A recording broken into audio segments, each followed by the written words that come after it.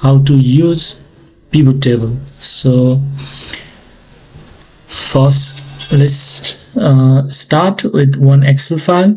So here you can see I have one sample data, so I'll open it.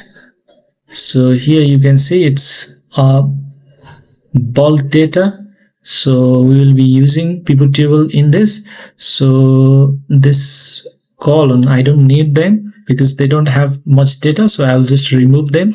You can use Control minus to remove the data, and here we have rest of the data. So what we'll do is we will just click Control A to select all data. So it will select all data.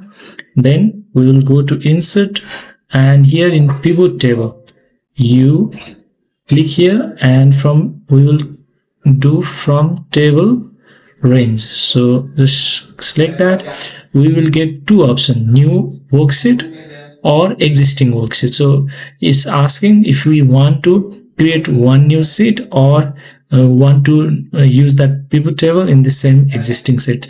So let's do new sheet. So here you will not see anything, but you will given this filter here, all the data filter. So what you need to do is whichever column you want to show or use the pivot table, you can just select that. So now let's use whatever we need here. So for here I'll just select employee, so it will give us the name of the whole employee, and we will select week ending, week worked. So this will give us the data. Now let's take the amount, net paid amount. So this is our pivot table. So for each week, for each portion, it is giving us the amount, right?